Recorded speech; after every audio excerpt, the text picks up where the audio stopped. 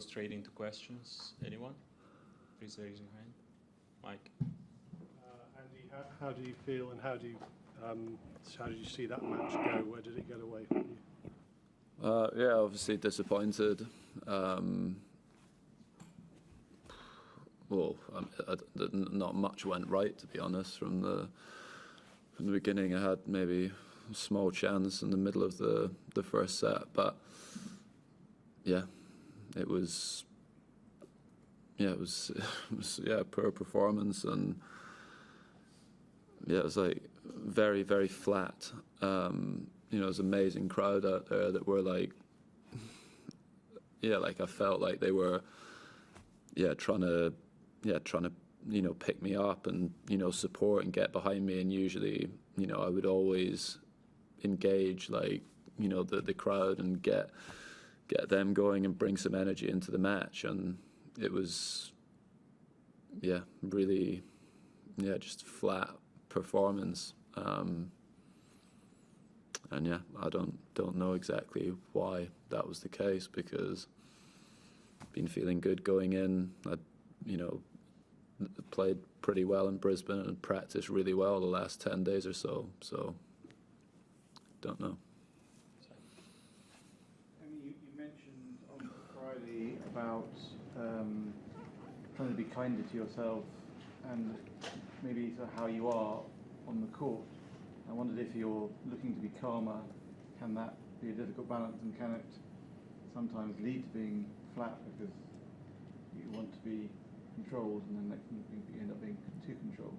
Yeah, it's difficult because I know at times when I'm on the court, I've always got frustrated and sort of showing my emotions on the court, and there's no question at times in the last 8-10 months it's been affecting me in the matches, and at times during my career. I'm aware it's not, that side of things hasn't been perfect, but I don't know. I didn't feel like out of control on the court. I didn't feel unbelievably frustrated whilst I was playing. I was trying to just try and stay a little bit calmer, and I don't know. I don't know if that was a reason for me not playing well or not, but definitely a flat performance. And with that stuff, there is a balance to it, because I would say someone like Novak is a good example. For me to look at, he's not perfect on the court. Sometimes he will get frustrated and everything, but when he's playing the points, he's focused and intense on every single point he plays. And I think that's when I would play generally my best tennis, when it's like that. But like I said, at times the last year or so, it hasn't, it has been distracting me during the points and everything. So something that needs to be addressed. But bizarre feeling on the court today. You did look quite emotional at the end. I'm wondering if you were emotional, and do you think that might have been a way farewell to Melbourne? Was that something going through your mind? Well, yeah, I mean, definitely a possibility. There's definite possibility that would be the last time I play here. And I think, just probably because of how the match went and everything. I don't know, whilst you're playing the match, you're obviously trying to control your emotions, focus on the points and everything, and then when you're 1 point away from the end, it's I can't believe this is over so quickly, and like this. So in comparison to the matches that I played here last year, is the complete opposite feeling walking off the court. Wish I involved the crowd more, or just disappointed with the way that I played and all of that stuff. So tough way to finish. And it's been sort of a long road the last few years for you, and there's a number of players here who are coming back from either serious injuries or time off and have kids. what have you learned about that sort of journey, this comeback journey, and like what sort of wisdom would you convey to someone who is attempting it in this sport? It's well, I would say it's extremely hard, but everyone's situation is different. You know, I had a back surgery earlier in my career, and you know, it's the severity of that surgery in comparison to what I had a few years ago is completely different. So you know, and some players are coming back maybe after becoming parents is completely different to someone who's, I don't know, had a injured ankle or something. They're not all the same things, but you know, it is really hard, and I'd say it's not usual for players, you know, to come back from 8-9 months away from the game or a year away from the game and start feeling amazing immediately. It does, you know, it does take time. And yeah, for me this time, it's never really come back. So it's difficult to, when you've played at the top of the game, I think, to change like your perspective on how you should be performing and how you should be doing. I would have the highest expectations, and a lot of the players coming back, like Osaka's and Wozniacki's and Kerber's, you know, Rafa, you know, all of them have played right at the top of the game, and it's difficult if you come back and you're not at that same level. It's hard.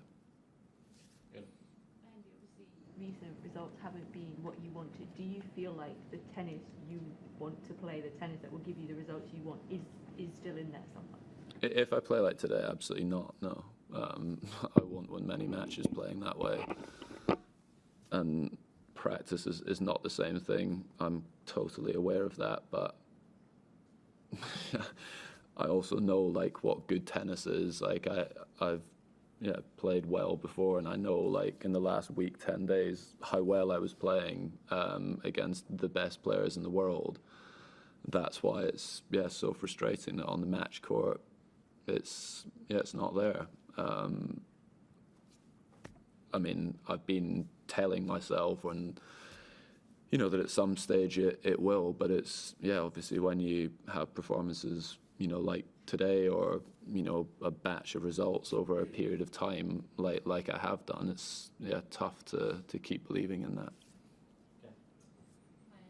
It looked like you were in a bit of physical discomfort a couple of times, a bit of wincing, perhaps directed in the hip direction. Is that normal aches and pains, or was it above and beyond what you're used to? No, my hip was okay. Always, sometimes, like when I get into like really deep positions, I don't have much range of motion now. So sometimes, like the soft tissues at the front of the hip kind of get a bit squished, because there's nowhere for the hip to go. It doesn't move like it used to. So at times that can happen, but that's been totally normal since I started playing again with the new hip. Last three, Neil and Mike. Do you have a time frame or even a deadline where you look at it, where you think you need to get back to where you were or where you want to be? So when you'll decide whether you want to carry on or not, either the next few months, this season, or how do you see it? I have an idea of when I would probably like to finish, when I would like to finish playing, but like so much of that depends on how you're playing. The time frame for that narrows when you play and have results like today. I feel like Thomas is a really, really good player, and I'm fully aware of that. And even if I play well today, I can still lose the match. It's just more the nature of the performance that makes you question things. And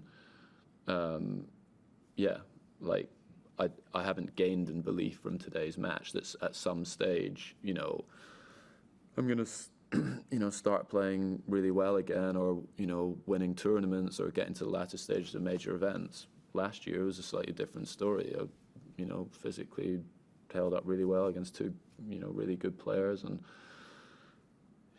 yeah, it's a very different situation sitting here. So the time frame, you know, narrows a little bit for me to, yeah, get to a level that I want to be at.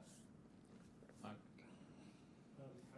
thinking, going forward, as you assess what the next sort of month or year holds, are you going to sort of just think about it on your way home? Will you discuss it with your family or your coaching staff?